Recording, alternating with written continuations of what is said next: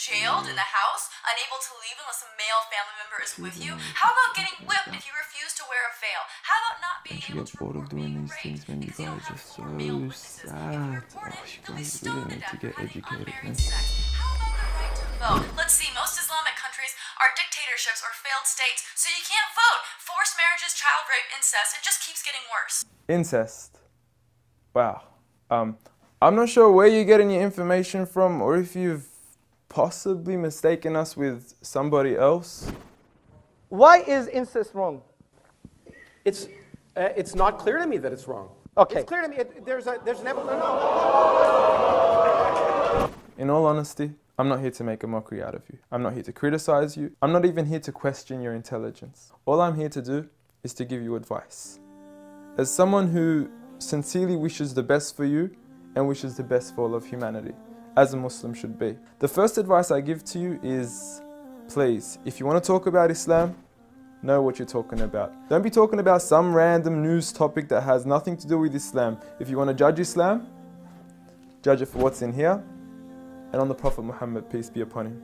Speaking of the Prophet Muhammad, peace be upon him, I noticed your failed attempt at trying to draw him. I know it's worked for many others and it's made them really, really famous before, and I'm not sure if that's what you were trying to do, but please, give it up. I honestly want you to stop wasting your time and rather spend your time wisely in trying to find out who this man is. Find out what made this man the most influential man in the world. Find out what made this man one of the greatest lawgivers, the greatest lawgiver of all time. Find out what made this man the most perfect example to walk the earth.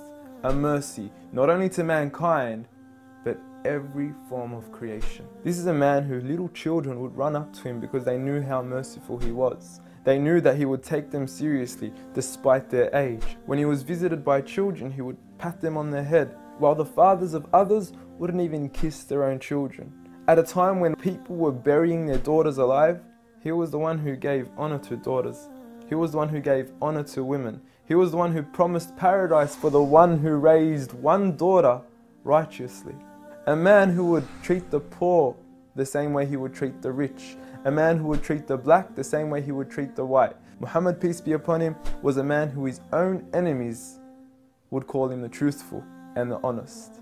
A man when his enemies would look at him in the eye, they would say, this is not the face of a liar. Even to this day, some of his worst enemies have become the most noble of his supporters after realizing that he was a man of truth. Find out why we love him. Find out why some of the companions were ready to die for him. I don't say this lightly, I mean they actually threw themselves at arrows whenever the enemies would try to assassinate Muhammad, peace be upon him. I ask you to read into the story of a companion by the name of Khubayb, may God be pleased with him, when he was crucified and tortured.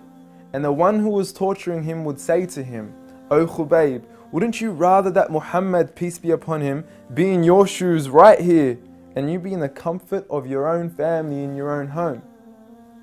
He responded by saying, "I would rather be here and die than to see a thorn prick the foot of Muhammad, peace be upon him." I want you to ask yourself, why are there 1.7 billion people today all across the world that are eager to implement the way he lived to the absolute core? From the way we enter the bathroom, to the way we would govern an entire country, to the way we dress, to the way we eat, to the way we even sleep on our right side. We follow him to the absolute core. So I suggest you stop wasting your time in attacking the man that you cannot faze at all. If God, the creator of the heavens and the earth and everything in between, the one and only, has honored him, who are we to even try to dishonor him? If you don't understand what I'm trying to say, let me give you a quick experiment. What I want you to do is to walk outside tonight, look at the brightness of the moon, and go ahead and spit at it. And see what your spit does to the moon. The same way that your spit doesn't affect the brightness of the moon, the same way that your spit doesn't even reach the moon, the same way that your spit doesn't even faze the moon, is exactly what you're doing when you even try to attempt to dishonor Muhammad, peace be upon him. And if anything, when you do try to spit at the moon, you're only harming yourself.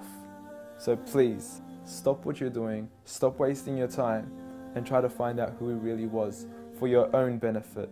Seek my advice. We want the best for you. Peace.